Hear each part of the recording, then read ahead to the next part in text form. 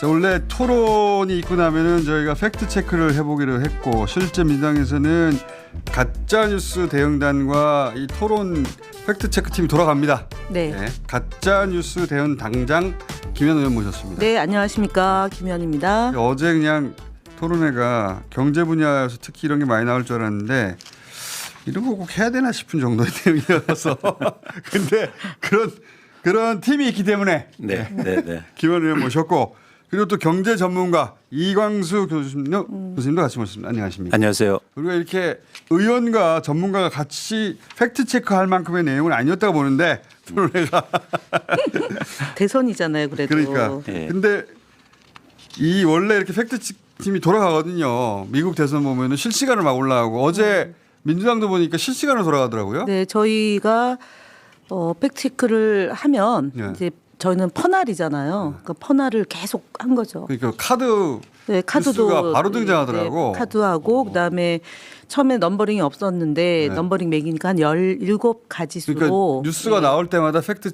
팀이 내용 체크를 한 다음에 하면 그걸 거의 실시간으로 카드 네, 뉴스 돌리고 있었어요. 그래서 한번 봅시다. 팩트 체크. 예를 들어서 이재명 후보에 대해서 김문수 후보가 반도체법을 반대했다는 식으로 없습니다. 반대한 점. 하자. 네. 반대한 적이 없습니다. 이 내용이 거의 실시간으로 체크돼 가지고 카드 뉴스 저런 형식으로 나와서 인터넷에 뿌려지더라고요. 네. 그거 아주 잘한다. 저걸 본 사람은 그렇게 많지는 않을 것 같긴 한데.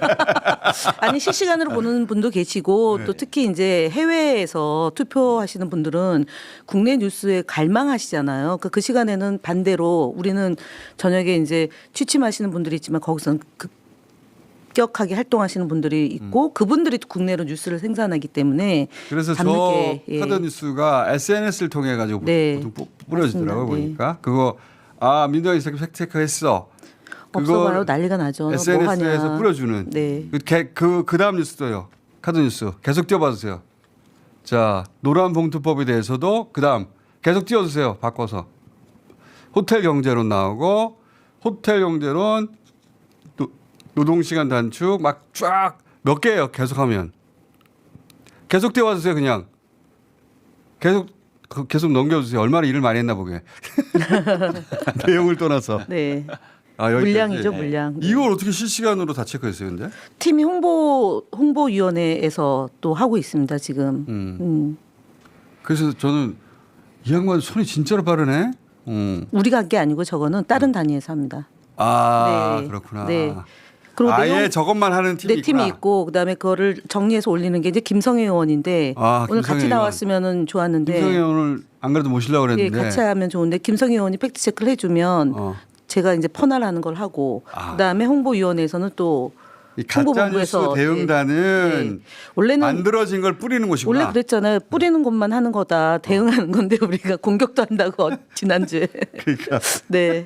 보니까 가짜 뉴스 대응단은 이런 게 만들어지면 재빨리 배포하는 네, 저희가 곳이고 소통하는 거고. 저것을 만드는 곳은 홍보본부. TF팀이 따로 네, 있다. 따로 있고요. 네. TF팀을 불렀어야 되는구나.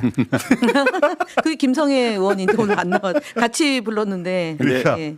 어제 민주당의 네. 이 팩트 체크는 굉장히 빠르고 좋았는데, 그러니까 좀 어려웠던 지점이 좀 하나 있습니다. 어떤 팩트를 지적해야 되냐면 사실 경제 이론 문제가 좀 나왔어요. 어떤 뭐 장학 퀴즈는 아니었는데 예를 들어서 뭐 승수라든가 승수 효과, 승수 효과, 아니면 한계 소비 승수 효과가 성향, 뭔지 모른 척 그냥 승수 효과 써버리니까. 그렇죠. 한계 소비 성향이라든가 사실은 이렇게 얘기하는 순간 뭐 이준석 후보가 특히 이준석 후보가 그렇죠. 경제를 잘 알고 있구나라고 많은 사람들이 착각하는데 저희가 어떤 팩트 체크를 해야 되냐면 이 승수 효과가 뭔지 한계 소비 성향이 어떻게 작동하는지 이거에 대한 팩트 체크가 좀 필요하다고 봐요. 그렇지. 그래서 그 지점에서는 이제 호텔 경제라고 얘기하는데 이제 두 가지 문제를 지적합니다. 첫 번째는 뭐냐면 호텔 경제를 먼저 무슨 설명해 주세요. 그렇죠. 호텔 경제를 뭐냐면 이게 뭐라고 문제 지적하냐면 자, 저 그림에 보시면 자, 10만 원에 예약을 합니다. 삽니다. 호텔에. 그러면 10만 원을 호텔에서 침대를 주고 구입하잖아요. 예. 그래서 10만 원이 쉽게 말해서 돌아다니는 구조예요. 예. 근데 저걸 보면서 이제 첫 번째 문제는 10만 원으로 고정돼 있는데 경제가 성장하는 거냐. 그러니까 일반인이 보기에 많은 분들이 보기에 그렇네. 다 10만 원이 돌아다니는데 어떻게 경제 성장하는 거지? 경제가 좋아지는 거지 이 문제거든요. 사실은 저 구조상 경제는 무조건 성장하게 돼 있어요. 그렇죠. 이유는 뭐냐면 첫 번째는 뭐냐면 회전이라는 걸 몰라서 그래요. 그러니까 두 가지를 전혀 모르는 겁니다. 첫 번째는 경제 성장, 그러니까 경제 GDP는요. 지출 측면에서 어떻게 구성되어 있냐면 소비 지출, 투자 지출, 정부 지출, 그리고 순수출이에요. 무슨 얘기냐면 정부 지출을 그냥 10만 원 늘리기만 하면 GDP는 성장합니다. 이 공격이 왜 나왔냐면 이재명 후보가 지역화폐 얘기를 그렇죠. 했거든요. 그렇죠. 근데 그 돈이 뺑뺑 도는데 그거 가지고 무슨 성장이 이루어지냐 그렇죠. 이런 공격이에요. 근데 예산을 10만 원 쓰면 그냥 GDP는 10만 원 증가한다고요. 이게 첫 번째고요. 더 어떤 효과가 크냐면 이게 돌아다니면서 효과가 커요. 그렇죠. 근데 중요한 게 뭐냐면 어느 정도 효과를 내느냐가 그게 승수 효과라는 겁니다. 쉽게 말해서 예산을 10억 원을 쓰면 10억 원만큼 원래 GDP는 증가하죠. 예. 근데 그거보다 훨씬 더 증가해요. 예. 근데 그 증가하는 규모가 한계 소비 성향에 따라서 달라집니다. 쉽게 말해서 정부가 10억 원을 쓰면 누군가 소비를 그중에서 8억 원을 하잖아요. 그럼 한계 소비 성향이 0.8이잖아요. 그럼 얼마가 증가하냐면 계산상 5배가 증가하게 돼 있어요. 그러니까 50억 원이 증가해요. 이해하셨죠? 그렇기 때문에 한계 소비 성향에 따라서 정부의 지출이 GDP에 미치는 영향을 결정합니다. 그러면 결국에 정부가 예산 쓰는 입장에서는 한계 소비 성향이 높을수록 좋겠죠. 그렇죠. 그래서 예를 들어서 한계 소비 성향을 올리려는 노력을 하는 거예요. 어떤 노력이냐면 정부가 예를 들어서 이렇게 예산을 쓰잖아요. 지역화폐를 씁니다. 거기에 세금 물리지 않아요. 그 얘기는 뭐냐면 세금 안 뗄 테니까 그 돈 다 써. 두 번째는 뭐냐면 한정된 기간 안에 써야 돼.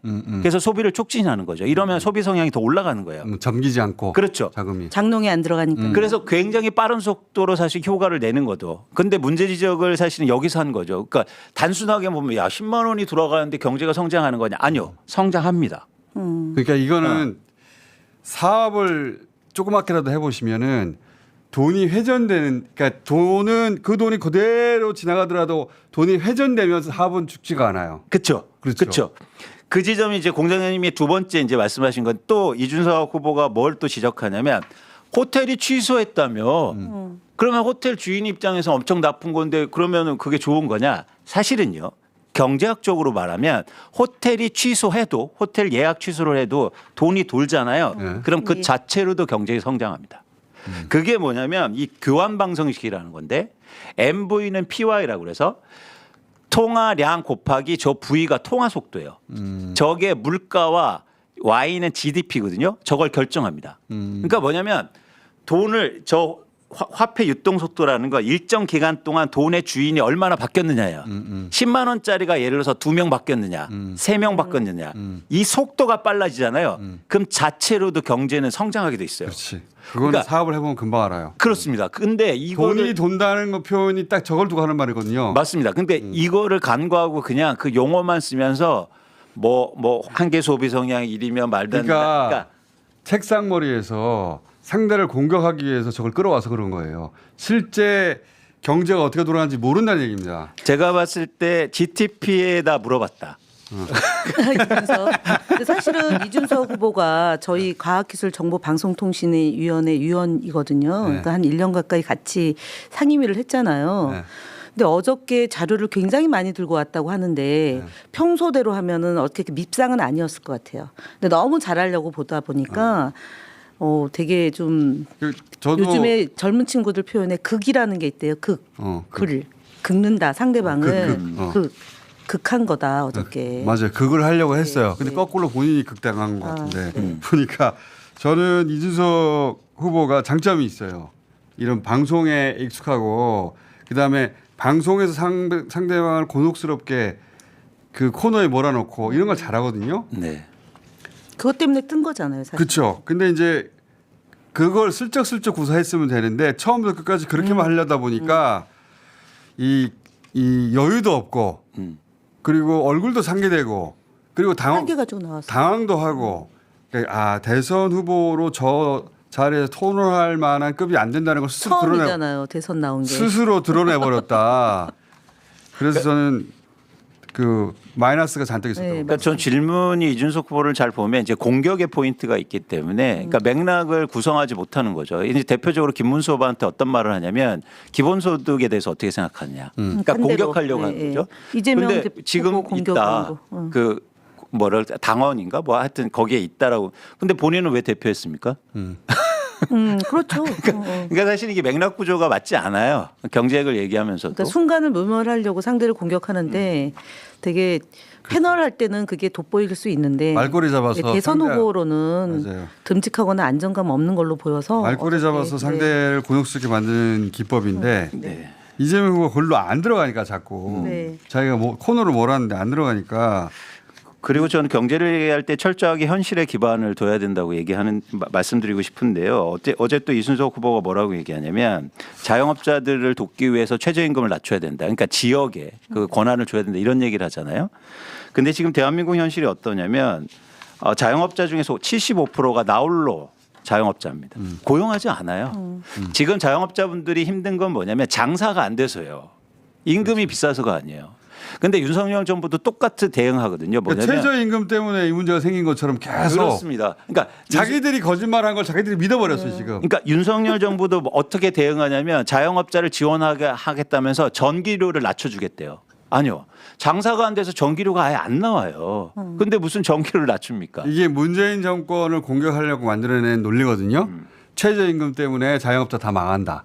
근데 그건 거짓말이에요. 거짓말이죠. 거짓말인데 그걸 스스로 믿어버린 거예요. 그래서 여전히 자영업자 문제를 가지고 그 최저임금 때문에 이렇게 된 거라고 공격하면 먹힐 거라고 생각하는데 그렇죠. 안 먹힙니다 이게. 그렇죠. 공부를 안 하는 거예요 지금. 그리고 저는 커피 원가 120원도 좀 말씀드리고 싶은데 뭐냐면 저 부분에 대해서 조금 여론이 있는 것 같아요. 그러니까 진짜냐? 아니 이걸로 네. 저쪽에서 작업을 많이 했어요. 아. 그래서 작업단이 돌잖아요. 네. 저는 그 작업단의 규모도 대충 아는데 요걸 골랐네? 요거 가지고 막 돌리더라고. 이거 잘 안 되는데 이거 가지고. 아니 그래서 제가 한번 이것도 팩트 체크를 해봤습니다. 저게 감사합니다. 이거 2019년도에 써먹을게요. 예, 2019년도에 이마트에서 파는 네. 아메리카 원두 가격입니다. 네. 1.1kg당 14,880원에 네. 팔았어요. 근데 아메리카 한 잔에 원두가 10g 사용되거든요. 네. 그러면 당시 2019년도에 원두 원가 계산하면 135원 2.7원이에요. 이건 소비자 가격이에요. 부가세 들어간 거지. 그렇죠. 도매로 사면 훨씬 더 싸지겠죠. 그래서 저는 이재명 맞네요. 후보님의 팩트가 정확하다. 정확하다. 근데 그러니까 많은 일반인들은 야 말이 안 되지. 그 원가가 어떻게 원두 원가 그밖에 안 돼라고 생각할지 모르겠지만 2019년도에 정확히 이렇게 계산됩니다.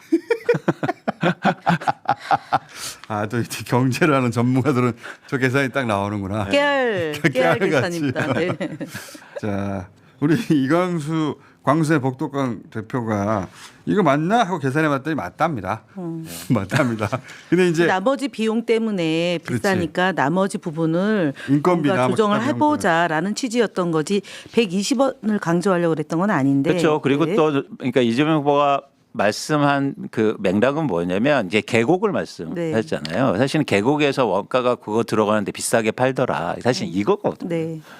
그런 차원에서는 인건비 그다음에 임대료 그렇죠. 이런 비용들을 네.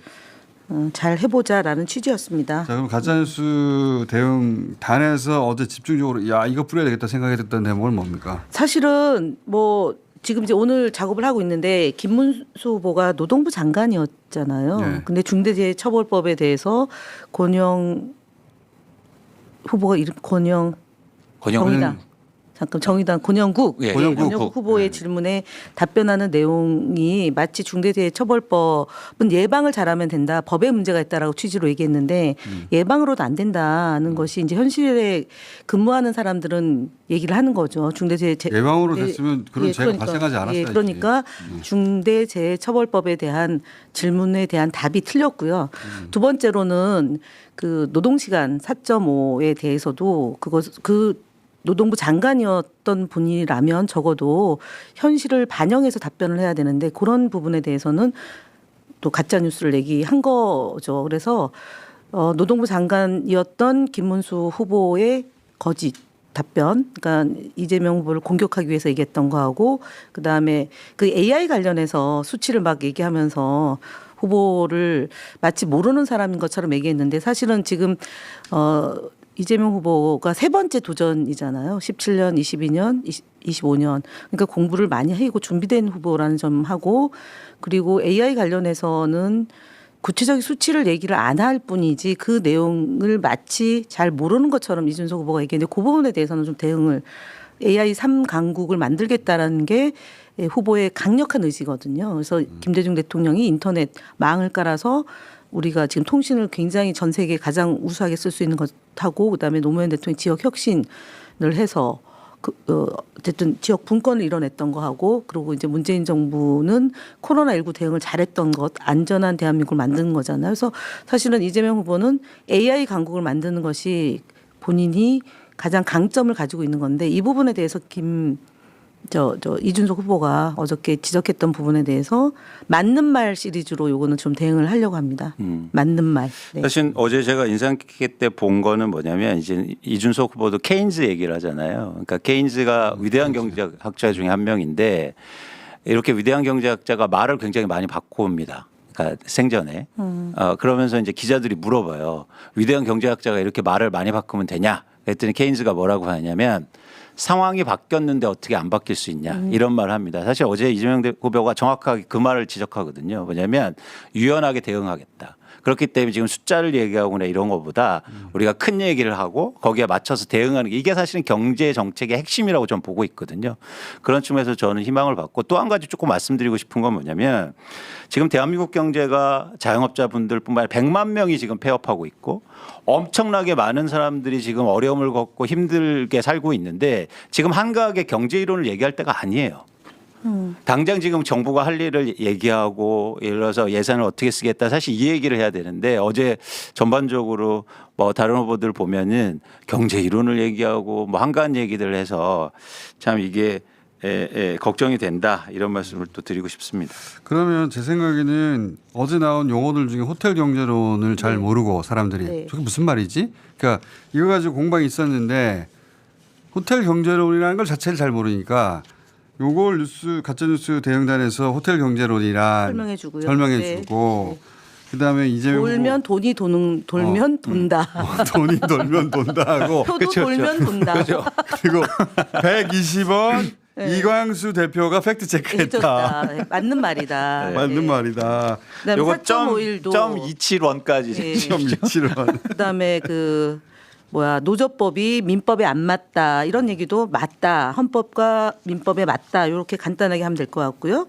반도체법 반대하지 않았다. 이제 그거는 오늘 아까 나왔던 7가지 팩트 체크고 활용하면 되고.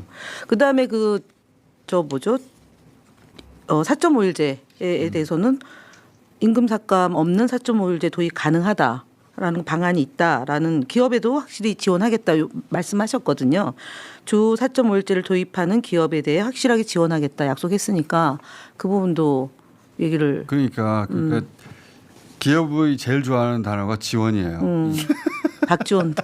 그렇습니다. 지원한다고 하면 기업은 그쪽으로 갑니다. 그래서 그렇죠. 또 하나가 AI 구축하겠다라는 것을 전 세계적으로 전무후무한 일이다라고 이준석 후보가 얘기했는데 아닙니다. 프랑스, 독일, 이탈리아에서 하고 있습니다. 그리고 성과를 봤기 때문에 그것도 거짓말이다. 이제 얘기하고.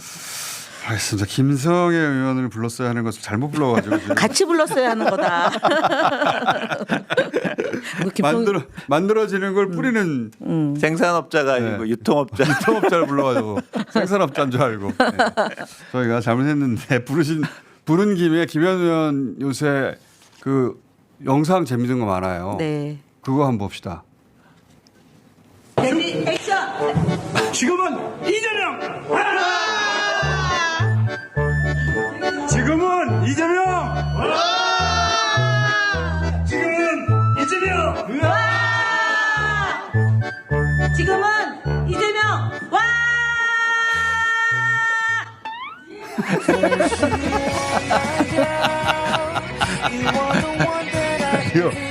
이재명 저기 뭐야 영상 만드는데 김현 의원의 보좌관들이 김현 의원을 놀리는 걸 굉장히 재밌어하는 거예요. 재밌어하더라고. 그리고 까르르 웃어요. 자기들끼리도 짠 거거든요. 아니 근데 그리고 재밌습니다. 나서 저런 것만 올려요.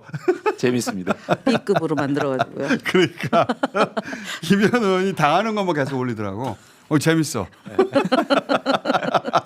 저희는 춤 대신 저렇게 제가 망가지는 걸로.